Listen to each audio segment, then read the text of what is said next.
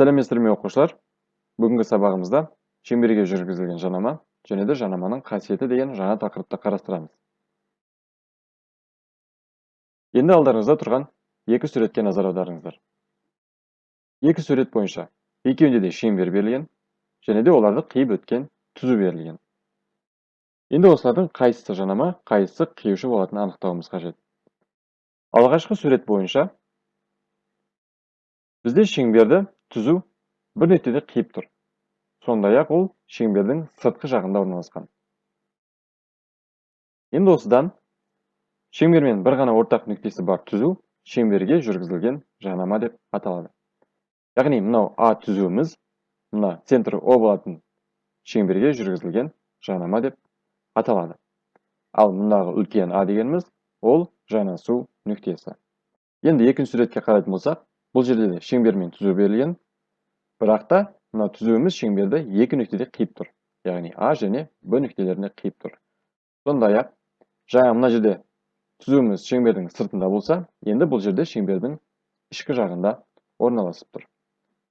Енді осыдан шеңберді әртүрлі екі нүктеде қиып өтетін түзу шеңбердің қиюшысы деп аталады. Яғни бірінші суретте бізде ол шеңбердің сыртында орналасты және олардың ортақ бір ғана нүктесі болды. Сол себептен ол жанама болды. Яғни мына жерде екеуі жанасып тұр. Ал екінші суретте түзу шеңберді екі нүктеде қиып тұр және оның ортасы арқылы өтіп тұр. Демек, ол шеңбердің қиюшысы деп аталады. Мұндағы АБ центрі О нүктесіндегі шеңбердің қиюшысы деп аталады. Енді оқушылар, осы шеңберге неше жанама жүргізуге болады деген сұраққа жауап берейік. Шеңбердің сыртында жатқан кез келген нүктеден шеңберге екі жанама жүргізуге болады. Енді осыны қарастыратын болсақ, шеңбер сызамыз және де шеңбердің сыртынан кез келген жерден бір нүктені белгілеп аламыз. Енді осы нүктеден өтетін және де шеңбермен тек қана бір нүктеде қиылысатындай етіп түзу жүргіземіз. Бұл бізде алғашқы түзу және де алғашқы жанама. Мынау қиылысу нүктесі бір ғана нүктеде қиып тұр. Бұны біз Б деп белгілеп қояйық. Ал мына бастапқы нүктесін А деп белгілеп қояйық. Дәл осы сияқты етіп екінші түзуді жүргіземіз. Бұл бізде С нүктесі болсын. Демек, оқушылар, шеңбердің сыртында жатқан кез келген нүкте арқылы біз шеңберге тек қана екі жанама жүргізе алады екенбіз. Ал егер де біз үшінші түзуді қарастыратын болсақ, ол шеңбердің қиюшысы болып кетеді. Себебі ол шеңберді екі нүктеде қиып тұр. АБ және АС А нүктесінен шеңберге жүргізілген жанамалар деп аталады. Яғни, мынау А нүктесі арқылы біз шеңберге екі жанама жүргіздік.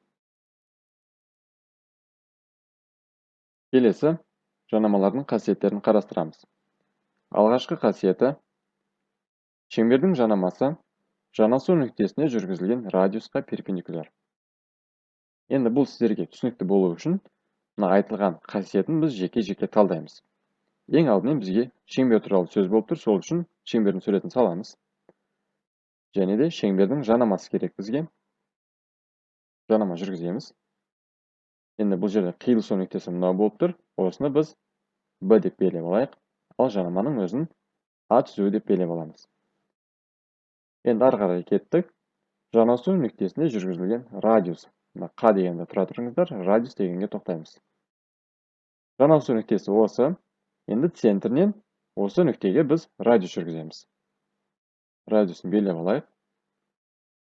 Енді қараңыздар, мына жерден Q дегенді қосамыз енді. Жанасу нүктесіне жүргізілген дегенді алып тастаймыз. Мына бізде радиусқа деген сөз қалды. Енді қараңыздар, шеңбердің жанамасы радиусқа перпендикуляр. Яғни мынау жанамамыз А түзуі радиусқа перпендикуляр болады. Демек, олардың арасындағы бұрышымыз 90 градусқа тең деген сөз. Енді осыған кері теорема. Егер түзу радиустың шеңберде жатқан нүктесі арқылы өтсе, және осы радиусына перпендикуляр болса, онда ол түзу жанама болады. Демек, жаңағы дәлелдегенге кері теоремамыз.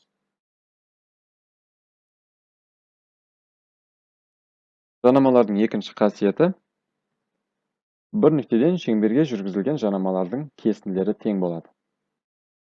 Яғни, мына сурет бойынша бізде Б нүктесі арқылы шеңберге екі жанама жүргізілген. Олардың алғашқысы BC жанамасы, ал екіншісі BD жанамасы. Енді қараңыздар, BC-ның ұзындығы 8-ге тең болды, BD-ның да ұзындығы 8-ге тең болды. Демек, біз BC мен BD жанамаларының ұзындықтары өзара тең деп айта аламыз.